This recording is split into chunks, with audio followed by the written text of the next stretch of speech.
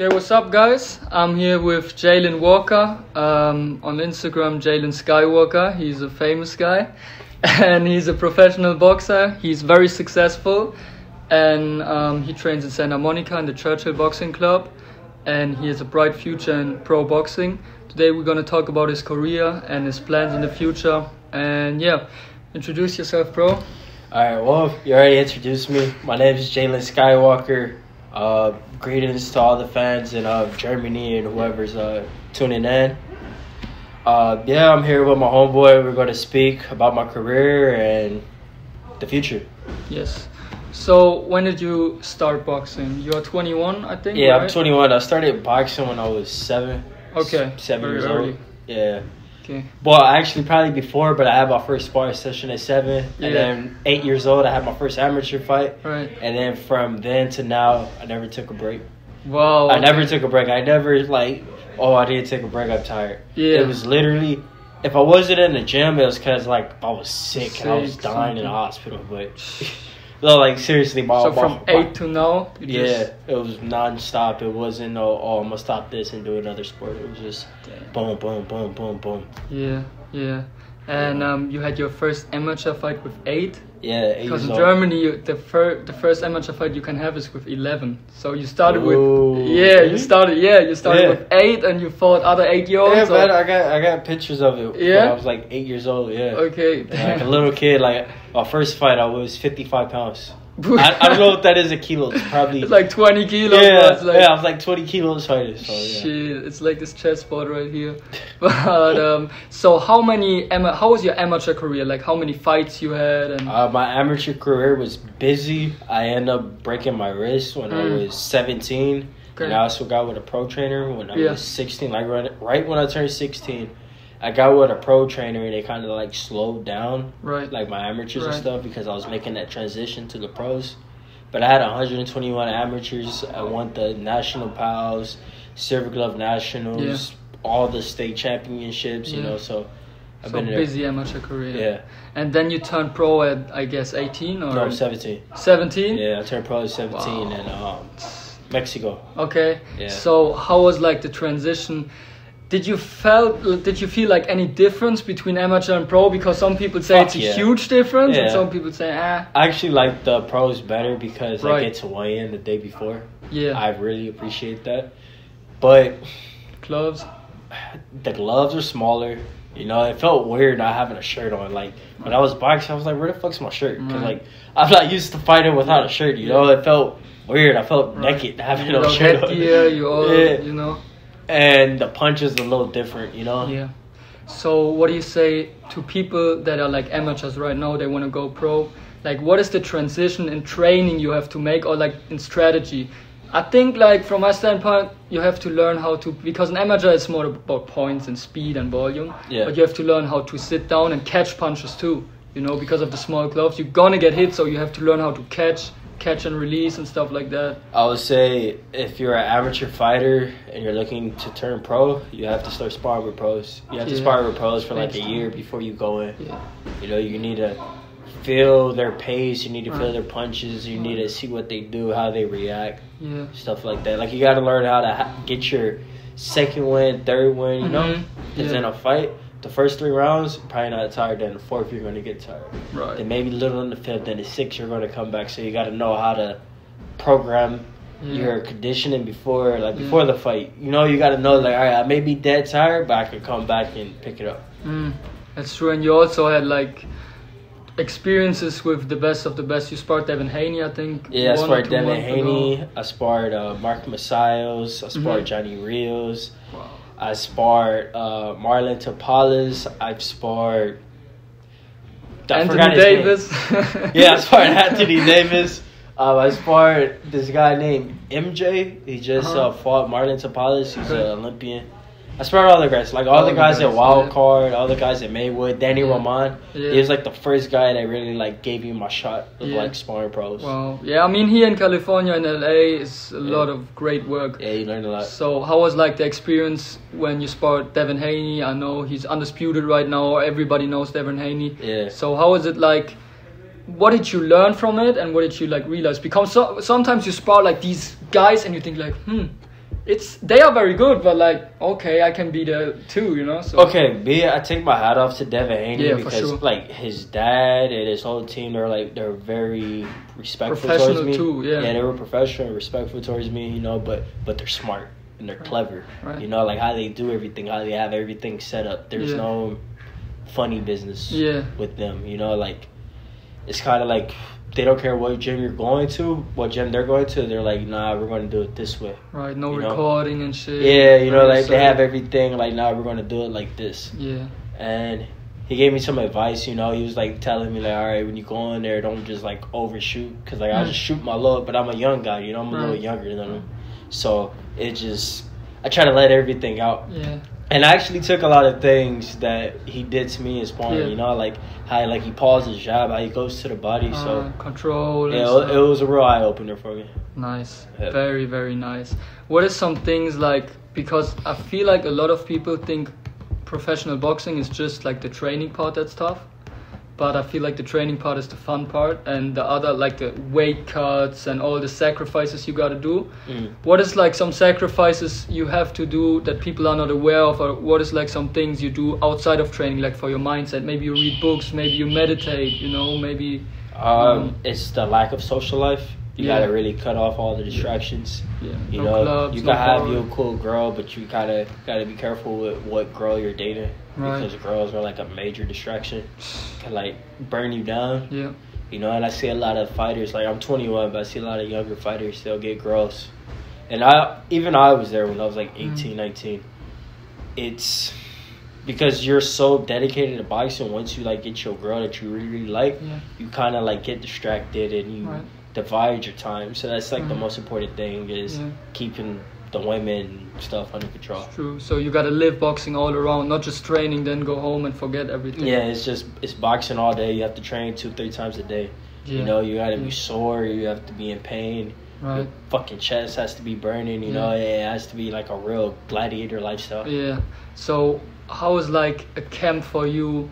How is it like structured? Like how often do you train usually? Like just, you know. Okay, a camp for me, like my next fight is going to be November 4th in San Francisco. Yes. So I would say probably like the last 5 weeks of that camp, I'll probably be here, staying at the gym. Yeah. You know, I'll stay up in that room, isolation. That's good. You feel me? To get my mind focused. But the training is usually like Monday, Wednesday, Fridays are sparring days. Tuesday and Thursdays are conditioning days. Tuesday and Thursday we wake up early, meet at the track. Yep. It depends like how I'm feeling in the camp. Like sometimes I do like training early, then a strength and conditioning at night, then a run the next morning, you know. So it's just usually like twice a day. Yeah. But me, I really love having a lot of sparring in my camps. I love going 8, 10, 12 rounds. Like guys like Chavez, he used to spar every day. I know, James Toney. Yeah, like 10 rounds every fucking day. And you can only really get in shape with sparring. That's true, because sometimes you run and you feel, man, I'm the best runner, I'm such and then you go sparring and you feel just flat, you know. Yeah, you don't still feel get you have tired. the boxing shape. Absolutely. Yeah, that's true. So camp usually goes like 8 weeks, 10 weeks, 12 weeks. What do you think? Like I prefer 8 to 10. 8 to 10. Yeah. And then you're really, because you're always in the gym, you don't need like 12 weeks. I feel like 12 weeks is more if you have to lose a lot of weight. Basically, you're in camp all around. I always notice like about 3 or 4 weeks to sparring. Yeah. That's where I'm like peaking. You know, it doesn't take me long to really peak like in sparring. Like I know like the first 2-3 weeks depends like how much I spar, how much I've been sparring, and how much my opponents has been sparring. Yeah. But let's just say my sparring partner's getting ready for a fight. Yeah. His conditioning may be a little higher, but I'm going to catch him in about 2 weeks. You know, it's like right. You know your body. Yeah. So what I was noticing about you, because I know you for like maybe, I don't know, half a year now, is your discipline. That's, I think, your biggest attribute. You're very talented as well, but I feel like especially in like the German boxing community, people think it's all about talent, and a lot of talented guys, they don't have discipline. They go out drinking, eating whatever they want, you know. So I want you to like tell the people how important discipline is in your life with your weight cut, just with your life in general, and why it's like more important than talent. Because I think people see you on IG and they feel like, oh, this guy's so talented, I can never get there, but they don't know how hard you really work, and I've seen it, you know. Well, we've seen it like in fights before where a talented guy gets beat. You know, it's like how bad you want it. You know, like a lot of like Hispanic fighters, they may not look like the most talented fighters, but they really want it. It's how bad you want it. And I had an old coach in the amateurs. He used to talk about certain fighters. He'd be like, oh, he's probably not skillfully good, but his desire to win is stronger than the other guys. Keeps coming. And you have to discipline yourself, and you have to train hard, because the harder you train, the harder it is for you to accept defeat. If you push your body through fucking absolute hell, I'm telling you, it's going to be really hard for you to just lay down. Yeah. You know, so conditioning, you have to condition your mindset, you got to condition your body. You have to do things like ice baths. Like, I don't really like the cold. Like, black people, we don't like cold. I don't like the cold. It's not my thing, but I go in there about every day because it sucks and I need the suffering. You know, I need to suffer. Yeah. That's the only way I'm going to do good in the ring. It's weird. It's like my price that I have to pay, you know? Right. It's kind of like my price that I have to pay to God. Like, all right, God, I want to win. I'm going to suffer for this. Yeah. I'm going to train as hard as I can. Let me get this stuff. You know, You know, you have to be more, you have to feel that you deserve it. That's true. You have to feel that you deserve it, and also then you can endure the suffering in the fight. If you just beat yourself up every day. And also about smarts, like you work with Petro and the Churchill gym. They drill a lot of stuff. I see when you are on the pads, when you're on the bag. How important is that you get your technique right? Because I see a lot of people, they just want a viral video and you know. Okay, the special thing about this gym, well, about Pedro is that we're connecting the upper torso and the bottom torso, the arms and the legs. We're breaking them as one. Yeah. Like a lot of guys, when they throw punches, they don't stab. It's a lot of arm punches. Like, yes, you could throw arm punches, but I don't think they know how to really turn their body, you know, like how to put their shoulders into the shot, how to spread their feet or bring their feet closer, how to punch and step at the same time, you know, how to get their head off the line. Like, you have to know when to make the right decision. Right. You know, like, should I come forward, should I go back? You know, sometimes it's better to let the fight come to you. Right. You know, just to sit back and relax and let the fight come to you rather than rush in and walk into something.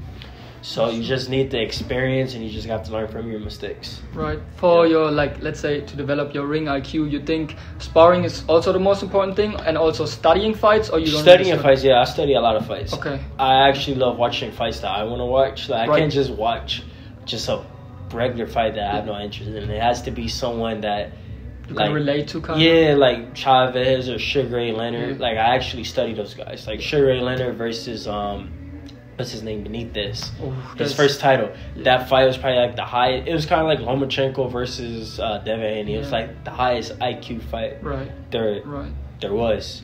Or my favorite fight from Chavez, when he fought the Puerto Rican, Rosario. Rosario. Yeah, I couldn't find the Camacho fight for some reason. They don't have the full fight, but the Rosario fight, it was a pounding, man. It was a pounding, and I try to mix my style, you know, like aggressive, but I can also box. Yeah. You know, and it's probably because I'm from California. I have, you know, like a lot of like Mexican influence. Yeah. So I try to put like both together. Right. Because I can't just sit up and brawl. Right. You know, I have to be able to box. You know, so I gotta like mix. I gotta do it at the right time. Yeah, and I feel like you do that very good. Like you see, you have a lot of ring IQ, and you can just like outpoint somebody, and you can just fucking dog it out. You know? I love to dog. Yeah. It's easier because it's less thinking. Right. You know, like when you're fighting, it's just. But you still have the tools. You don't leave yourself open. Like you throw and then you catch. Okay. Forearm, I got that. Like that, you know? Okay, like my whole life, I've always been highly interested in boxing. Right. So I got that, you could say, aggressive style from guys like Roberto Duran. Right. Super smart Chavez. Yep. You know, like Roberto Duran, he's famous. Like, I'll do it as an orthodox. He'll throw like a right hook, and he'll roll out with a left hook. You know, like he'll throw punches like this. Yeah. And like I got a lot of that upper body movement from him. Yeah, and then he uses controls. And he's super smart. Like he'll stay right here. Right. It hit you to the body. That's what I got from Duran, from Chavez. I really got more of like my body shots and how he will put his head, like he'll put his hands up, and he'll put his head in your chest. Right. You know what I mean? Okay. So like if you're on the ropes, he'll like kind of put his head on your chest and hit you around. Right. And his defense, I think, I'm not saying he had better defense than Duran, because Duran had great defense, but it was different. Like Leonard's defense, I mean not Leonard, Chavez's defense was he'll walk forward and slip at the same time. Right. Duran's defense was he catch you when he's walking forward, then when he's close, he slips. You know, like it was a little different how they fought. Yeah, that's super. And people can see that ring IQ is so important, because I always feel like when I talk to real pros that have real potential, they just know so much more. You know, it's not a coincidence they where they at. You know? Also, Salvador Sanchez. One thing I got from Salvador Sanchez, just how Duran does. If you look at his fight with I think it's Danny Lopez, he'll be right here in the orthodox stance bouncing, and he will roll out like this. He'll roll out and throw a right hand at the same time. Oh, okay. You know, like he'll do like little awkward movement like this. Boom. Yeah. You know, boom. Like that's how he threw his punches. Yeah. Like he did a lot of like feinting, but in a cool way. He'll punch off of it. It's true. So a lot of unorthodox. Yeah. Yo, you know what I watched last time? Aaron Pryor against... I was watching Aaron Pryor last night. Against who, bro? Alexis Arguello. Man, this was one of the best fights. He was the man. You know, he was the man. He was like... I seen a fight of him fighting Thomas Hearns. I don't think it counts. He was 20. Yeah. Thomas Hearns was like 16, you know. Didn't even know they fought. Yeah, no, Golden Gloves. Oh, okay. Yeah, you know. But he's always had that like ego thing, you know. Yeah, he has crazy head movement. Yeah, crazy head movement, and this, he was the man. Hard. Also, Pernell Whitaker. I think Pernell Whitaker is probably one of the best American fighters. Yeah, for real. He's my favorite. Absolutely. He has to be the best amateur and the best pro, because what he did in the amateurs and what he did in the pros was amazing. Yeah, man. No, we could talk about history all day. Yeah, and but yeah, what's your plans and what's your like goals and aspirations for your career? We all know you have a very bright future, and what's your mission? You know, my mission, man, is to be number one. Yeah, my mission is to be the face of boxing, to be like Floyd Mayweather and Canelo Alvarez. Yeah. You know, even a different sport, Conor McGregor. You know, icon. Yeah, that's my purpose in this life. You know, and I'm gonna make sure of it. For sure, you have the potential, bro, and let the people know where they can follow you on Instagram. You can follow me on Instagram, Jalen_Skywalker. If you're from Germany, just drop a German flag or something. Like, what's a German animal? Like, I don't know, bro. Animal? I don't know. Like a German wolf or something. Just drop some kind of emoji to just show where you're from. Appreciate it. Okay, guys, follow Jalen. He has a bright future. When is your next fight again? November 4th in San Francisco. Okay, I try to be there. If I'm in the US, I'm going to the fight and film some footage. But yeah, he has a very bright future. He's a great guy, very humble and very hardworking. And see you guys next time.